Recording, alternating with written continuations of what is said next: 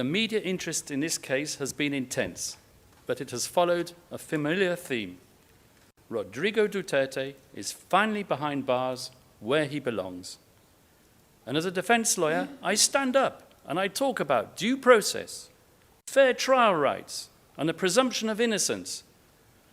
But what use is that when the whole world has already tried and convicted him? The total value of the prosecution's evidentiary matrix drops not just below the substantial grounds threshold that the prosecution must meet, but hits the very rock-hard bottom.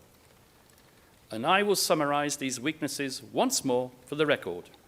Layered hearsay, conjecture, over-reliance on accomplice evidence with offers of virtual immunity at the ICC, contradicting statements between participants in a crime, absolute lack of any linkage whatsoever to Mr. Rodrigo Duterte, and the total lack of support for an alleged crime. I said to him, "Sir, don't you understand? They accuse you of murder.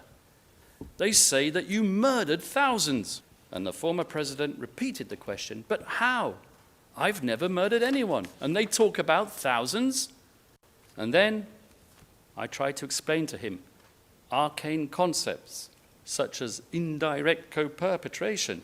Exactly in the spirit of the waiver filed with this court, he looked at me solemnly and said, "Mr. Kaufman, Nick, I have done my duty and I have left my legacy. Go to court and do your job, but I can no longer help you. I no longer remember much at all.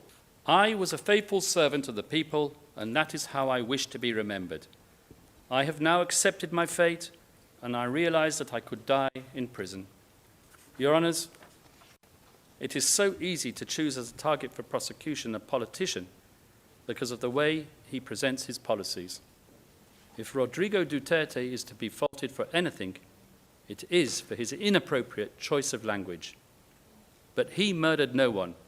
Out of that huge database of evidence on which the prosecution relies, I repeat that there is absolutely nothing to directly link Rodrigo Duterte to the 78 deaths alleged.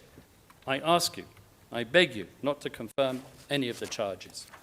I ask you to let Rodrigo Duterte return to the Philippines, not to govern, but simply to let him live out the rest of his days in peace in his humble dwelling in Davao.